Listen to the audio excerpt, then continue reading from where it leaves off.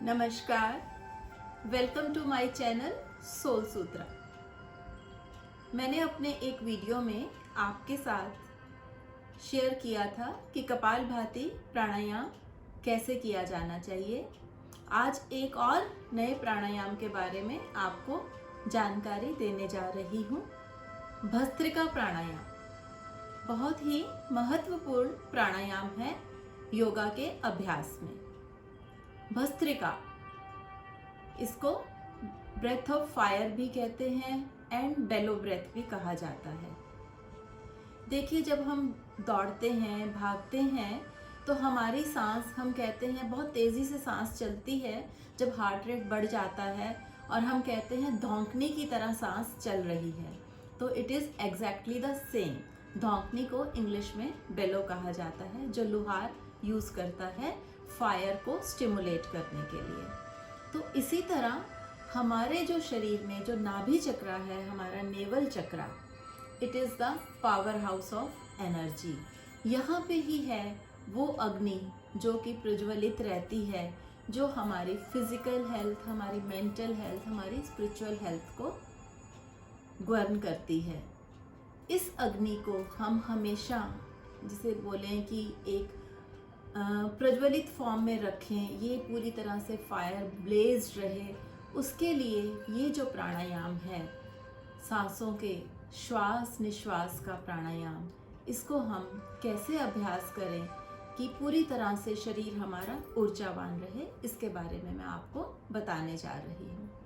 जब हम सांस लेते हैं और सांस छोड़ते हैं, तो हमारी एब्डोमिनल एंड डायाफ्राम की मसल्स जो हैं उसमें पार्टिसिपेट करती हैं। जब सांस अंदर जाता है तो लंग्स की कैपेसिटी को बढ़ाने के लिए हमारा डायाफ्राम नीचे की तरफ मूव करता है, कॉन्ट्रैक्ट करता है, मूव करता है। उसी की वजह से हमारा पेट थोड़ा सा फूलता है, बाहर की तरफ आता है। और जब सांस हम छोड़ते हैं तो डायाफ्राम वापस अपनी पोजीशन में आता है, तो पेट हल्का सा सिकुड़ जाता है, अंदर चला जाता है। भस्त्रिका प्राणायाम में इसी प्रिंसिपल को हम फॉलो करते हैं। उसी तरह से प्राणवायु अंदर जाती है, बाहर आती है, लेकिन उसको हम थोड़ा फोर्सफुली करते हैं। जो श्वास लिया जाता है वो थोड़ा और एक्टिवली लिया जाता है, श्वास छोड़ा जाता है उसको भी थोड़ा और तेज़ी के साथ हम छोड़ते हैं। तो उसके साथ क्या होता है कि शरीर में जब ये एक्टिव ब्रीदिंग होती है तो एनर्जी का फ्लो जो है वो अनहिंडर्ड होता है, एकदम स्मूथ फ्लो रहता है। तो आइए देखते हैं कैसे करना है इस प्राणायाम को। उसके लिए आप सुखासन में, पद्मासन में, वज्रासन में, जिसमें भी आप बैठना चाहें बैठें। हमेशा बताती हूँ कि एक ही कंडीशन होती है प्राणायाम की कि हमारी जो स्पाइन है सीधी रहनी चाहिए। अब भस्त्रिका प्राणायाम हम भिन्न भिन्न तरीकों के साथ कर सकते हैं। मैं आपको इसके 3 तरीके बताऊंगी। आप चाहें तो तीनों के साथ कर सकते हैं, आप चाहें तो उसको किसी भी एक तरीके से कर सकते हैं। एक्चुअली अलग अलग मेथड इसलिए भी हैं कि जो बिगिनर्स हैं, जिन्होंने अभी शुरुआत की है योगा अभ्यास की, प्राणायाम की, वो थोड़ा सा इसका जो एक स्लो पेस है उसे फॉलो करें। जो थोड़ा नेक्स्ट लेवल पे आ चुके हैं वो अपने इसको इंटेंसिटी को, ब्रीदिंग की जो हमारा जो स्पीड होगी, जो इंटेंसिटी होगी, जो फोर्स होगा, उसको बढ़ा सकते हैं। सो पहले बहुत ही माइल्ड वे में आपको बताती हूँ कि कैसे किया जाता है। तो सिंपल टेक्निक है कि सांस को लेना है, छोड़ना है, नाक से सांस लेना है और छोड़ना है। सांस जो है पूरी तरह से चेस्ट में, इसमें मेनली हमारा जो है फोकस होता है वो चेस्ट ब्रीदिंग पे होता है। तो उसके लिए आप चाहें तो बहुत अच्छा रहेगा कि अपने हाथों को ज्ञान मुद्रा या चिन्ह मुद्रा में रखें, आंखें बंद रखें।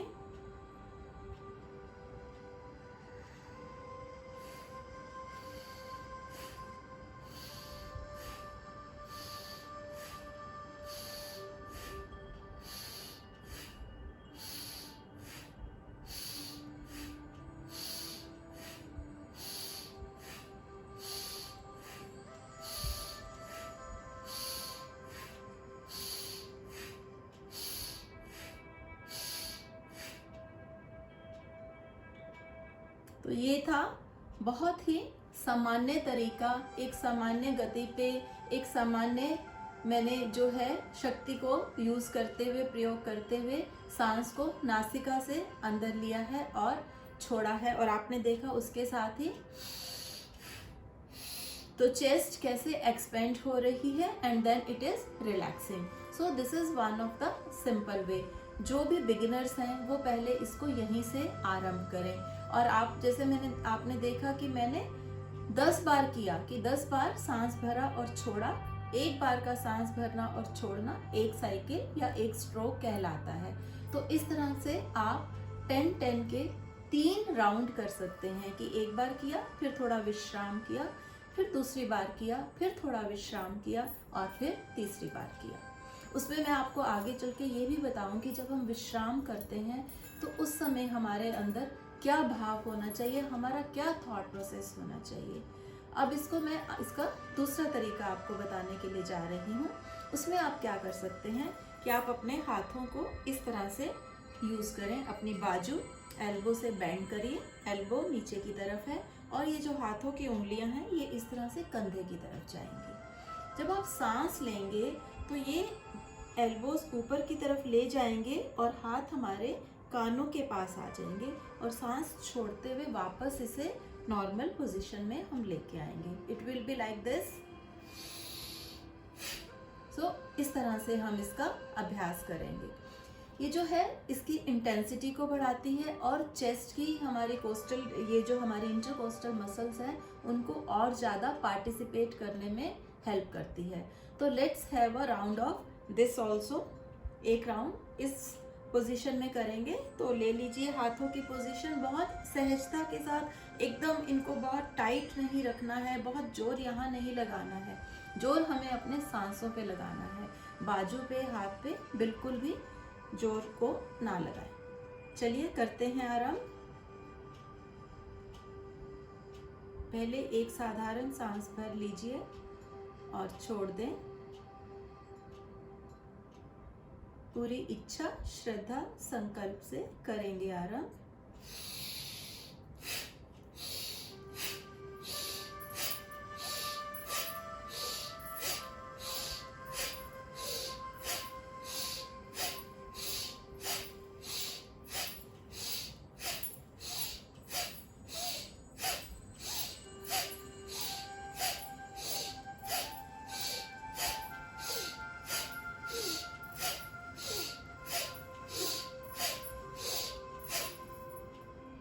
फिर से थोड़ा विश्राम।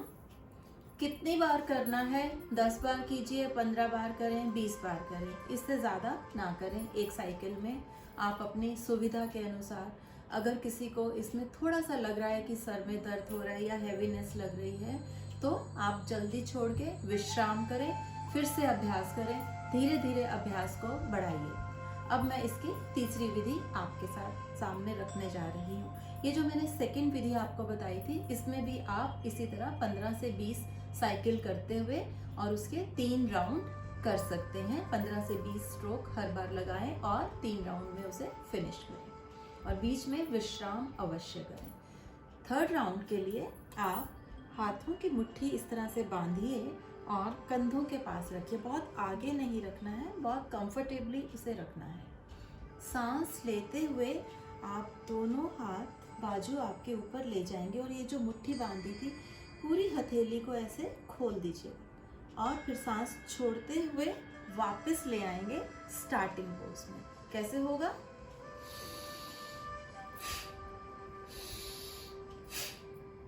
सांस लेते हुए बाजू ऊपर, हाथ पूरी तरह से खुल जाएंगे। सांस छोड़ते हुए बाजू नीचे, हाथ इस तरह से लेके जाएं जैसे पूरे यूनिवर्स की एनर्जी को आप ग्रहण करने जा रहे हैं।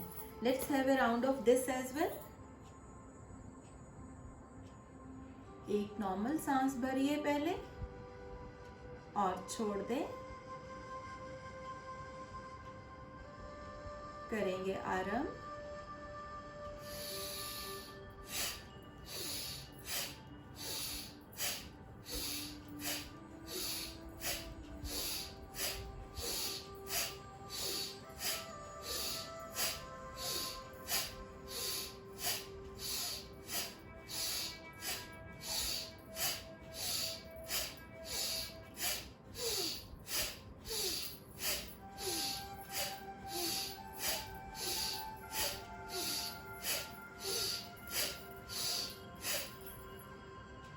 थोड़ा विश्राम, आंखें बंद रखें, हल्का सा गर्दन को झुकाएं और अनुभव करिए शरीर में हो रहे परिवर्तन को। आप महसूस कर पा रहे हैं हल्का हल्का स्पंदन हो रहा है पूरे शरीर में। मन में भाव रखें कि शरीर के कण कण में, रोम रोम में, एक एक कोशिका में नई शक्ति और नई ऊर्जा का संचार हो। जब भी आप भस्त्रिका करने के बाद ये विश्राम का समय लेंगे, उस समय ये एक अफर्मेशन का, ऑटो सजेशन का भाव कि ये प्राणायाम हमने किया है और इसके करने से शरीर को लाभ पहुंच रहा है। तो ये हैं वो 3 विधियां जिस तरह से आप भस्त्रिका प्राणायाम का अभ्यास कर सकते हैं। आप अपनी सुविधा के अनुसार, अपने लेवल के हिसाब से, अपने अभ्यास के हिसाब से कोई भी विधि को अपना सकते हैं। तीनों के फायदे वही हैं, सेम फायदा आपको होने वाला है क्योंकि आपके लेवल के हिसाब से ही होगा। अब मैं आपको बताती हूँ कि भस्त्रिका प्राणायाम के क्या क्या लाभ हैं। सबसे पहले तो ये पूरे शरीर में ऊर्जा का, शक्ति का संचार करता है। हमारे अंदर की जो अग्नि है उसे ये और इग्नाइट करता है, प्रज्वलित करता है। क्योंकि सांस हम तेजी से ले रहे हैं, छोड़ रहे हैं, तो जो हमारा पूरा श्वसन मार्ग है उसकी शुद्धि होती, पूरे ब्रीदिंग अपरेटस की शुद्धि होती है। फोर्स्ड ब्रीदिंग है, डायाफ्राम बहुत तेज़ी से नीचे जाता है, चेस्ट एक्सपेंड करती है, हमारे लंग्स की कैपेसिटी इम्प्रूव होती है इससे। और लंग्स में अगर जो भी म्यूकस है, एक्स्ट्रा फिल्म है, उसे क्लियर करने में हेल्प करता है। तो इसलिए अस्थमा पेशेंट्स के लिए this is very very beneficial.